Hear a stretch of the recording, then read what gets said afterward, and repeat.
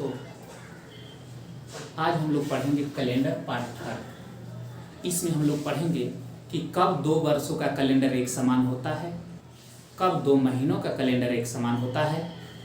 देखिए, जैसे कि कह दे कोई कि 1992 का कैलेंडर को दोबारा यदि हम प्रयोग करना चाहें तो कब कर सकते थे, तो इसको दोबारा हम लोग 2020 में दोबारा प्रयोग कर सकते थे। 2009 का कैलेंडर को कब दोबारा प्रयोग कर सकते थे, तो इसको 2000 हम लोग पुनः 15 में प्रयोग कर सकते थे। कैसे कर सकते थे हम लोग क्वेश्चन के माध्यम से सीखेंगे कि कब 2 वर्षों का कैलेंडर एक समान होता है। देखिए दोस्तों, कह रहा है कि वर्ष 2002 का कैलेंडर निम्न में से किस वर्ष के साथ समान होंगे। आपको 4 ऑप्शन दिया हुआ है, 2008, 2010, 2013 और 2045। तो देखिए, आपको क्या करना है कि 2002 का कैलेंडर किस वर्ष के साथ समान होगा। आपको अंतिम 2 अंकों में भाग देना है और शेषफल यदि 0 आ जाए, देखिए यहाँ पर ट्रिक को समझिए, ट्रिक के माध्यम से हम लोग समझेंगे। या इसके लिए क्या है, ट्रिक है। यदि भाग देने पर अंतिम वर्ष के अंतिम 2 अंक में भाग देने पर यदि रिमाइंडर मतलब शेषफल 0 आ जाए तो उसमें हम 28 जोड़ते हैं। यदि भाग देने पर शेषफल मतलब रिमाइंडर क्या आ जाए, 1 आ जाए, तो उसमें हम 6 जोड़ते हैं। यदि भाग देने पर शेषफल आर पर रिमाइंडर होता है, रिमाइंडर मतलब शेषफल क्या आ जाए, 2 और 3 आ जाए। 2 और 3 कहे का मतलब या तो 2 या तो 3 आ जाए, तो उसमें हम 11 को जोड़ते हैं। ये ट्रिक है। तो देखिए, 2002 का कैलेंडर कह रहा है ना, तो अंतिम 2 अंक में आप 4 से भाग दीजिए। भागा कितना से देना है, 4 से भाग देना है अंतिम 2 अंक में। 4 से ही भाग क्यों, क्योंकि लीप ईयर 4 वर्षों के बाद आता है। कैलेंडर पार्ट 1 में बताया गया है लीप किसे कहते हैं, नॉर्मल किसे कहते हैं। चलिए एक बार और जान लेते हैं। जिस वर्ष में 4 से भाग देने पर पूरे पूरे विभाजित हो जाए तो उसे हम कहते हैं कि लीप वर्ष है। लीप वर्ष में फरवरी 29 के महीना होता है। और जहाँ पर आ जाए कि किस वर्ष के कैलेंडर समान होगा, तो जान लीजिए लीप वर्ष के साथ समान होता है और नॉर्मल वर्ष नॉर्मल के साथ समान होता है। लेकिन उतना नहीं ध्यान दीजिएगा, नहीं याद रहेगा, कोई बात नहीं, ट्रिक के माध्यम से भी बन जाएगा। तो ध्यान दीजिए, शेषफल यदि 0 आ जाए भाग देने पर, वर्ष की संख्या में, जैसे वर्ष में अंतिम 2 अंक में भाग देना है 4 से, यदि शेषफल 0 आ जाए तो उसमें 28 जोड़ेंगे। शेषफल 1 आ जाए तो 6 जोड़ना है। और शेषफल 2 और 3 आ जाए तो उसमें कितना ऐड करना है, 11। तो देखिए 2002 है, तो 2002 में यदि आप भाग देते हैं अंतिम 2 अंक यही है, तो 0 2 4 से भाग देंगे तो शेषफल के रूप में तो इसी को लिख दीजिएगा, भाग नहीं लगेगा। तो देखिए शेषफल क्या आया है, 2। तो देखिए शेषफल 2 या 3 आएगा तो वर्ष में कितना जोड़ना है, 11। तो 2002 में आप 11 जोड़िएगा तो क्या हो जाएगा, 2013। मतलब 2002 का कैलेंडर 2013 के कैलेंडर के समान होगा। कहने का मतलब कि 2002 का कैलेंडर 2013 में भी हम दोबारा प्रयोग कर सकते हैं। कैसे समान होता है, जैसे कि जान लीजिए 2002 में यदि 1 मार्च को बुधवार था तो 2013 में भी 1 मार्च के बुधवार ही होगा। 2002 में 28 फरवरी शुक्रवार के था मान लीजिए, तो 2013 में भी 28 फरवरी उसी दिन होगा। इसी को कहते हैं कैलेंडर समान। अब आइए उसी तरह से एक और कैलेंडर है। कह रहा है कि 2010 का कैलेंडर किस वर्ष के समान होगा। तो अंतिम 2 अंकों में आपको 4 से भाग देना है। तो 10 में आप 4 से भाग दीजिएगा अंतिम 2 अंक में, तो 4 दूना 8, शेषफल क्या आ जाएगा, 2। जहाँ पर शेषफल 2 आ जाए तो इसमें 11 जोड़ेंगे। तो 2010 में 11 जोड़ेंगे तो क्या हो जाएगा, 2021। देखिए एक और क्वेश्चन है। कह रहा है कि वर्ष 1945 का कैलेंडर निम्न में से किस वर्ष के साथ समान होगा।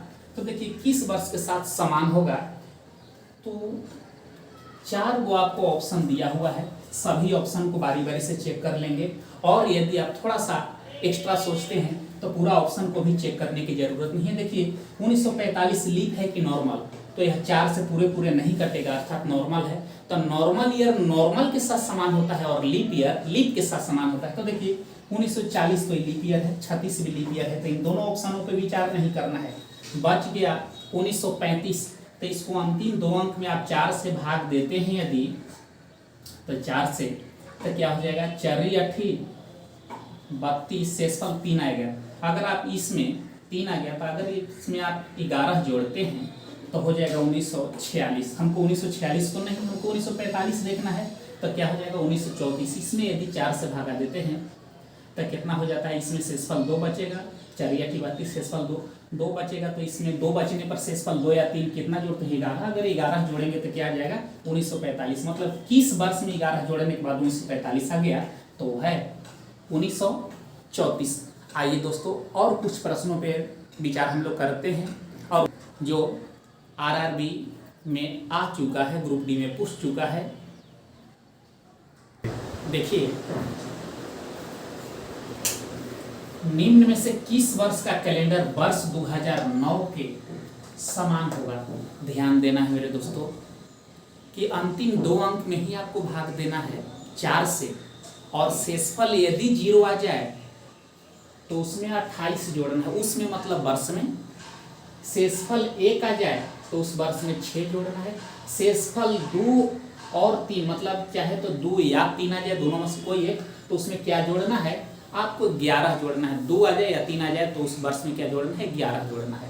तो कह रहा है कि 2009 के समान ना, तो 2009 में अंतिम 2 अंक में आपको 4 से भाग देना है। मन ही मन दे लीजिए या कहीं साइड में भी दे सकते हैं। तो 4 दूना 8, शेषफल क्या आया 1। जब शेषफल 1 आएगा तो क्या जोड़ना है 6। तो 2009 में यदि हम 6 जोड़ते हैं तो क्या हो जाएगा 2015। देखिए यह क्वेश्चन आरआरबी ग्रुप डी 5/12/2018 में पूछा हुआ है। ध्यान दीजिए, कह रहा है निम्न में से किस वर्ष का कैलेंडर 2008 के कैलेंडर के समान होगा। 2008, तो देखिए अंतिम 2 अंक में आपको 4 से भाग देना है। तो अंतिम 2 अंक कहने का मतलब 0 और 8, इसमें 4 से भागा देंगे तो शेषफल तो आ जाएगा आपको 0। शेषफल 0 आ जाएगा तो क्या जोड़ना है 28। तो 2008 में यदि आप 28 जोड़ते हैं तो 28 2 30 और 6 36, यानी कि क्या आ जाएगा 2036। देखिए दोस्तों एक क्वेश्चन आप लोग के लिए मैं छोड़ रहा हूं। कह रहा है 2040 का कैलेंडर पिछले किस वर्ष के समान होगा। इसका जवाब आप लोगों को हमें कमेंट्स के द्वारा देना है, और इसके बाद अब हम लोग पढ़ेंगे कि 2 माह का कैलेंडर कब एक समान होगा। देखिए दोस्तों रिपीट मंथ वाले क्वेश्चन को हम लोग कोड के जरिए पढ़ेंगे। अब देखिए कोड क्या क्या होता है, जैसे देख लीजिए साधारण वर्ष में पहले हम लोग देखेंगे, बाद में फिर अधि वर्ष में देखेंगे। साधारण वर्ष में जनवरी फरवरी मार्च अप्रैल मई जून जुलाई अगस्त सितंबर अक्टूबर नवंबर दिसंबर, मतलब 12 महीना का कोड क्या होगा। तो देखिए क्या होता है 12 महीना का कोड 144 025 036 146, यही इनका कोड होता है और इसी कोड के जरिए पढ़ेंगे। तो जान लीजिए जो महीने का कोड समान होगा आपस में वो महीना भी समान होगा। ध्यान दीजिए कैसे कह रहा है कि निम्न में से वह कौन सा महीना है जिसका कैलेंडर समान है। मई अगस्त, तो देखिए मई और अगस्त देखते हैं तो अगस्त का कोड 3 है, मई का कोड 2 है। देखिए अगस्त का कोड 3 मई का कोड 2, समान तो नहीं है, तो यह समान नहीं होगा। उसी तरह से देखिए अगस्त का कोड अगस्त का कोड 3 और दिसंबर का कोड 6 है, बराबर नहीं, तो यह भी आपस में समान नहीं होगा। है मार्च, अगला है ऑप्शन मार्च और जून, तो मार्च का कोड 4 और जून का 5, ये भी आपस में समान नहीं होगा। आइए नेक्स्ट है सितंबर और दिसंबर, तो सितंबर का कोड है 6 और दिसंबर का भी कोड है 6, मतलब यह आपस में क्या हो जाएगा, समान हो जाएगा। उसी तरह से देखिए अगले प्रश्न है, किसी साधारण वर्ष, दो बार वर्ष लिखा गया, किसी साधारण वर्ष में नवंबर का कैलेंडर उसी वर्ष के किस माह के कैलेंडर के समान होगा। कहा है कि नवंबर का कैलेंडर उसी वर्ष के किस माह के समान होगा। तो पहले आपको नवंबर का कोड ढूंढना है। नवंबर का कोड है क्या, 4। देखिए 4 और किसका कोड है, तो 4 है मार्च का, मतलब नवंबर के समान कौन होगा, तो मार्च, अर्थात ऑप्शन सी। यह सभी कोड है साधारण वर्ष के लिए। देखिए अगले प्रश्न में कह रहा है, किसी साधारण वर्ष, दो बार यहाँ पर भी वर्ष लिखा गया है, सॉरी, किसी साधारण वर्ष में जनवरी माह का कैलेंडर उस वर्ष के किस महीने के कैलेंडर के समान होगा। कह रहा है कि जनवरी माह के कैलेंडर उसी वर्ष के किस महीने के कोड का समान होगा। तो देखिए जनवरी का कोड क्या है, तो जनवरी का कोड आपका है 1, और कोड 1 किसका है, तो अक्टूबर का है, मतलब जनवरी और अक्टूबर आपस में क्या होंगे, समान। आइए अगले क्वेश्चन में हम लोग अधिवर्ष यानी कि लीप ईयर से संबंधी प्रश्न हम लोग पढ़ेंगे। देखिए दोस्तों, यदि कह दे कि किसी नॉर्मल ईयर में किन 3 महीनों का कैलेंडर आपस में समान होगा, तो देखिए तो कौन सा 3 महीनों का कोड एक जैसा लग रहा है। तो देखिए 4 है फरवरी का भी, 4 है मार्च का भी, और 4 है नवंबर का भी। कहने का मतलब कि अब आपसे जैसे भी क्वेश्चन पूछेगा आप उसका हल कर दीजिएगा, यदि बढ़िया से वीडियो को देख लिए हैं तो, हमें पूर्ण विश्वास है। अब देखिए इसमें थोड़ा सा चेंजिंग कर रहे हैं। इससे पहले था नॉर्मल वर्ष से क्वेश्चन, अब इसमें अधिवर्ष को अंग्रेजी में लीप ईयर कहते हैं। तो अधिवर्ष के कोड में सिर्फ ये को चेंजिंग आपको करना है कि अधिवर्ष के लिए कोड है, जनवरी सिर्फ हो जाता है 0, अब फरवरी हो जाता है 3। कहने का मतलब कि दोनों में से एक एक घटा देते हैं, अब बाकी सेम चलते रहता है, सिर्फ क्या करना है, अधिवर्ष में जनवरी को कोड हो जाता है 0, अब फरवरी का हो जाता है 3। कहने का मतलब कि जनवरी में से भी एक घटा देते हैं, फरवरी में से भी एक घटा देते हैं। जानते हैं कि लीप ईयर में फरवरी 29 का महीना होता है। तो ध्यान दीजिए अब इस कोड को, तो साधारण वर्ष का कोड यदि आपको याद है तो अधिवर्ष का भी मतलब लीप ईयर का भी कोड याद होगा। साधारण वर्ष का कोड कैसे याद करना है, देखिए एक वर्ष में 12 महीना होता है ना, तो 12 के स्क्वायर क्या हो जाएगा 144, तो ऊपर से लिख दीजिए 144।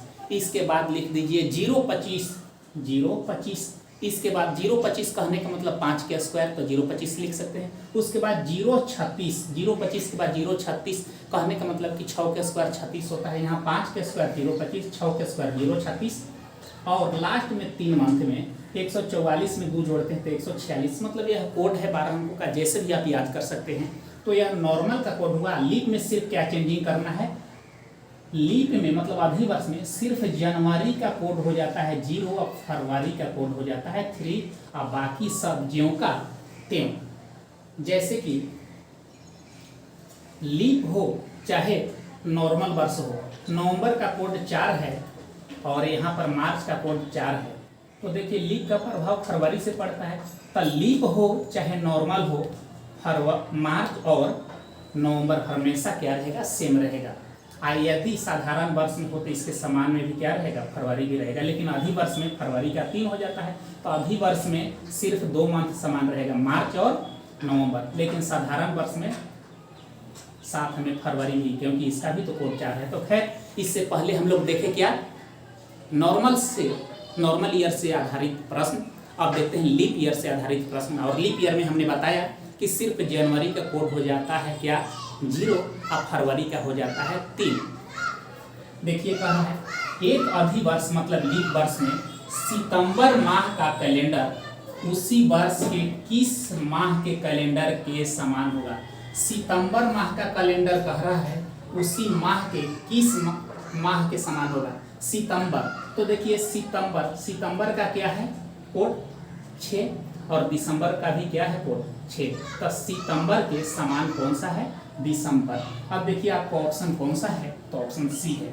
कोई कह दे कि क्या यहाँ तो अधिवर्ष में, कोई कह देगा कि क्या साधारण वर्ष में भी सितंबर और दिसंबर समान होंगे, तो जवाब होगा हाँ, क्योंकि यहाँ पर कोड तो कोई बदलता नहीं है, सिर्फ अधिवर्ष में जनवरी और फरवरी का कोड न बदलता है, बाकी तो सब सेम ही रहता है। आइए नेक्स्ट प्रश्न कह रहा है, एक अधिवर्ष में फरवरी का कैलेंडर उस वर्ष के किस माह के कैलेंडर के समान होगा। फरवरी के कैलेंडर, तो देखिए अधिवर्ष में, तो अधिवर्ष में तो 3 लेंगे, 4 तो लेंगे नहीं, क्योंकि 4 यह साधारण वर्ष का कोड है। तब फरवरी का कैलेंडर कह रहा है कि किस वर्ष के समान होगा, तो देखिए फरवरी का कोड 3 और 3 कोड किसका है, तो अगस्त का। तब फरवरी के समान कौन सा होगा, अगस्त, यानी कि ऑप्शन डी। उसी तरह से देखिए एक प्रश्न और है 12 नंबर, निम्न में से किसी अधिवर्ष का कैलेंडर ठीक वैसा ही है जैसा कि नवंबर माह का। तो देखिए नवंबर माह का कैलेंडर देखते हैं, तो नवंबर माह का क्या है, कोड 4। तो 4 और कोड क्या है, अधिवर्ष में कह रहा है, तो अधिवर्ष में तो इन लोग को लेना नहीं, अधिवर्ष में जनवरी का 0, फरवरी का 3 होता है। तो अधिवर्ष में नवंबर का कोड है 4 और 4 देखिए, और किसका कोड है, मार्च का। तो इसका आंसर क्या हो जाएगा, ए। दोस्तों इस कैलेंडर पाठ्यपाठ के साथ ही कैलेंडर का संपूर्ण वीडियो समाप्त हुआ। उन सभी विद्यार्थियों से मेरा नम्र निवेदन है कि यदि आपको कैलेंडर से डर को खत्म करना है तो मेरा तीनों वीडियो को आप बढ़िया से पढ़ लीजिए। तीनों का लिंक इसका डिस्क्रिप्शन में दिया हुआ है, और यदि वीडियो अच्छा लगे तो लाइक करें, सब्सक्राइब करें, शेयर करें, और हो सके तो जितना हो सके कमेंट्स भी करें। धन्यवाद। फिर हम लोग मिलते हैं अगले वीडियो में। Bye bye, take care.